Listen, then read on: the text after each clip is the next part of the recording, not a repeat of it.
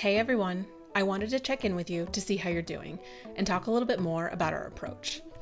If you've been following along, we've been doing our daily list in our notebooks or journals, and I want to help explain why.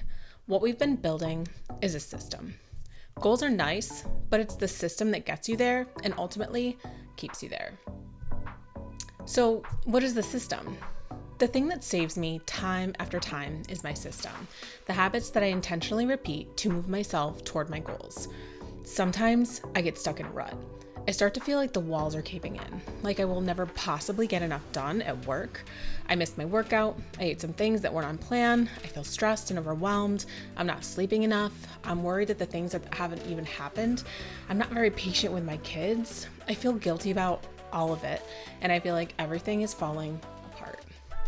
When I start to feel out of control, or when I'm just not making as much progress as I would like, I always go back to the basics.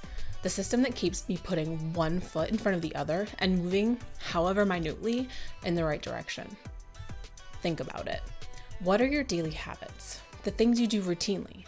When you wake up, what you eat, whether you move, how much you sleep, who you interact with, and all the other routine behaviors that make up your typical day. Whether intentional or not, those things constitute your current system. You, the current version of you, are the result of the behaviors you've had over the last year and beyond. So if you want to change the person that you are or what you have, you need to change your habits, your system, if you will. It starts with what we've been doing in this challenge. So far, we've had a 3-item list: food, movement, and a healthy habit. I want to emphasize this list should be tailored to you and your needs. It might only have one item on it. You have to start where you start.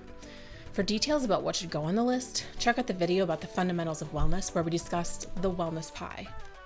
So, more on our list. Number 1, move, walk every day. If you can, lift weights 2 to 3 times per week. This can be air squats in your kitchen, push-ups against a wall, bend over row with a bag full of books, a simple core exercise. There are a ton of free videos on YouTube. It doesn't have to be crazy, but get started. Number 2, food. Eat some protein. Stop eating so much junk. Limit your sugar. Again, we can get more specific here, but these are the basics. Number 3, a healthy habit. Keep doing this habit. You picked it because it resonated with you. Now let's get more specific. I would like to start to expand your list. Ideally, our list should contain 5 items: food, movement, and then 3 additional. You're pulling these items from our talk about the wellness pie. You're choosing from the remaining 4 domains, which are healthy habits, stress management, community, and mental and emotional health. And it doesn't really matter what you choose. It should just be things that move you in the direction of your goals, things that you'll do, things that speak to you or inspire you. So if you're ready, in addition to your food, movement, and chosen healthy habit, maybe add something new, but no more than 5 items on your list. We're never going to go past 5 in this challenge. We want to be able to wrap our arms around this. Some things I would consider adding to your list to bring it to the magic 5. Suggestion number 1, read. If you're already reading, great. If you're ready to get started and don't know what to read, I would suggest Atomic Habits by James Clear. It's a good read, it's fairly straightforward. Every time I read it, I get more out of it, and it's really in tune with the things we're talking about here. I suggest setting a target of 10 pages or 20 minutes, something like that, whatever works for you. When we read, we learn things. We're inspired. We see different perspectives. We also internalize things in a much different way. It doesn't have to be this book, but I suggest something nonfiction. Suggestion number 2, try to focus on stress management. Choose something that resonates with you. Get more sleep. Go outside in the morning and get sun in your eyes. Develop a meditation routine. Just pick one. Reducing stress will benefit you in all other areas of your life. Suggestion number 3, community. This entails regular social interaction, meals with family, calls to friends or loved ones, coffee dates, lunch get-togethers, anything that involves you making connections with other humans. Research shows this is incredibly good for our health.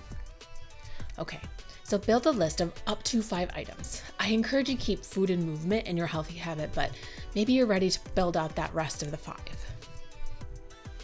Here's what you do. Every day, you write the date in your journal or your notebook and your list of 5 items. My list might say food, movement, my healthy habits, sleeping 8 hours, and reading. And you check those items off when you do them. You can add notes, but you don't have to. Just focus on getting into the groove of your system. Do this every day and keep track of it in your journal or notebook. No matter where you are in your journey, I am so eager for you to succeed, to take steps in the right direction, and to always be inspired to keep working toward your goals. With that in mind, here are some reminders. Number 1, you are the result of your habits. People who have the health that they want have consistent, healthy habits and have built that health over time. It's not luck or genetics. It's their behaviors. They have put in the work, and you can too. Number 2, you're not going to get it all done every day. Nobody is perfect, but writing your list and having the intention allows you to focus on the basics. And if you do it 3 out of 5 or 5 out of 7 days, you're doing great. And if not, work on it tomorrow. Eventually, it's going to stick, and you'll be amazed at what you can accomplish. Number 3, the idea is consistent, incremental progress. You're not going to see huge results after a week or a month, but you will start to see change. It all depends on where you're starting and how consistent you are. You may start to really notice significant change after 2 or 3 months, and you will be different. You will be moving toward your goal, and the journal or notebook will help you see that change. The system isn't easy, but it's simple, and you can do it.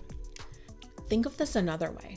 If you have a system that you're willing to keep employing, and the system gets you results, then when you get to the point where you want to be, whether it's to lose a certain amount of weight, fit into a dress, resolve a health issue, or whatever your goal is, then the system is still there to help you maintain those results. Sometimes we do something more extreme to meet our goals, but without that system, the results will fade away when your habits and behaviors go back to that more sustainable, daily, manageable behavior. You're looking for sustainable behaviors that result in the changes that you want. Then the results can be lasting. So what are the risks? What's the worst that can happen? If you just keep doing what you've always done, where will you be in a year? Time will pass whether you do something with it or not. But if you make even one change and take action on that change every day, you will be a different person. Here's what I notice. Even after just a day or 2 of following this process, it gives me so much peace of mind. Even if I'm not where I want to be, I sleep better, I'm calmer, and I'm much less stressed knowing that I worked through my list that day. Even if it's not perfect, it calms the noise to know that I'm doing what I'm supposed to do. If you do 5 small things every day, where will you be in a month? 6 months? A year? I believe in you. I really do.